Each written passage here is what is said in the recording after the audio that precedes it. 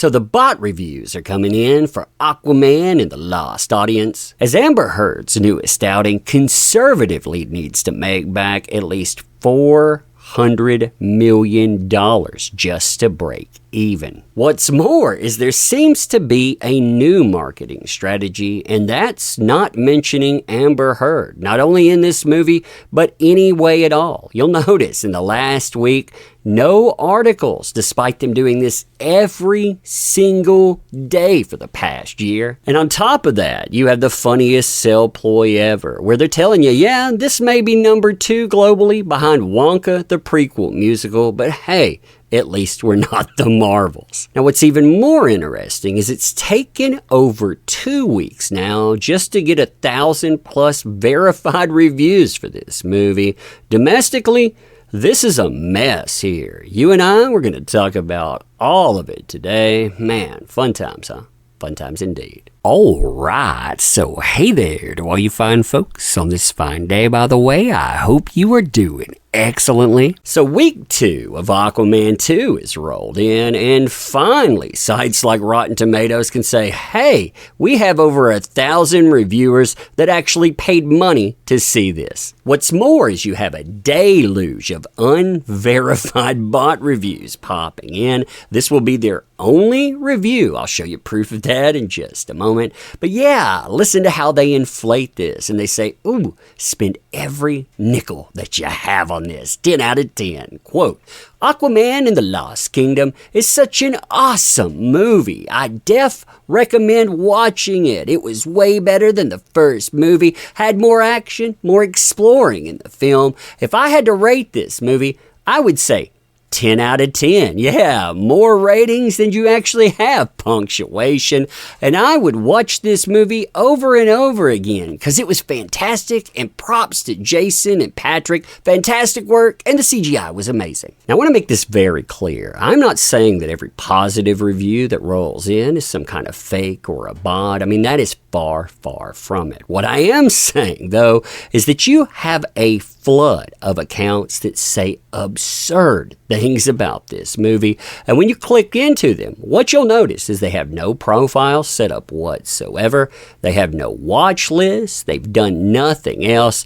Essentially, they've rated one film. That one film, Aquaman and the Lost Kingdom. And those new critical reviews that roll in and try to sell this to you, yeah, some of these, they are just as awkward as bot reviews. I mean, listen to this. Really drink this in, where they compare this to John Carter, one of the biggest flops ever, but they're comparing it in a positive way, and Green Lantern, which was a nasty mess, but they're saying, hey, true fans, they'll love it. Check this out.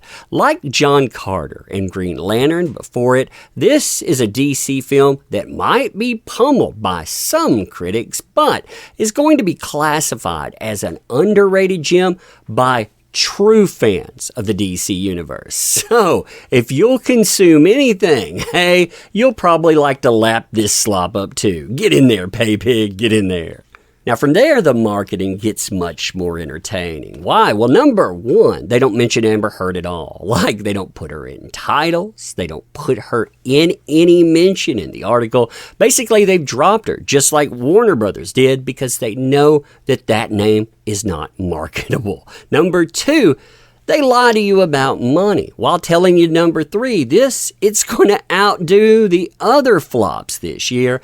Check this out. This is from Forbes, by the way, in an article entitled Aquaman and the Lost Kingdom has outgrossed the Marvels in under 2 weeks. And they tell you, they're going to actually tell you something doesn't make sense at all. First, they tell you this may end up being decently profitable, while also telling you the tracking there, yeah, $400 million. I mean, listen to this. This would put it in better territory than the likes of Black Adam, Shazam 2, and the Blue Beetle this year, which grossed $393 million, $133 million, and $129 million, respectively.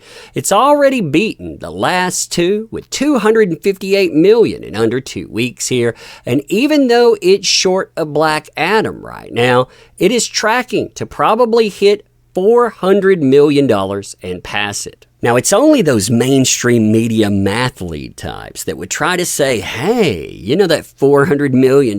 Yeah, that's going to end up really profitable, right? I mean, if you look at the budgets that we've been reported. Remember, these budgets do not include reshoots. We were told from go, this movie cost $215 million in a budget. I mean, we had that a long time ago, never adjusted upward. In fact, they tried to tell us, no, it was actually only 205. Don't believe that at all. I think it's a lot higher. But if we go with the 215, remember, theaters get half of what you earn. So just to earn that back, we need $430 million. And then on top of that, you have advertisement. Advertisement in almost 80 territories. So you're talking about another $100 million easily. It's probably well over that. You got to double that money too. There's $630 million, and I think it's well beyond that. I think that you probably need to make $700 million, maybe even more, just to break this even. And look at where the earnings are so far. So right now, with the domestic box office, you are being told anyway that this is setting at $81,845,000. Now, when you take that total and you actually compare it to the original 2018-2019 Aquaman release, and we're going to be really nice about this, we're going to call this $82 million. Hey, throw a little bit more money on the bonfire, right?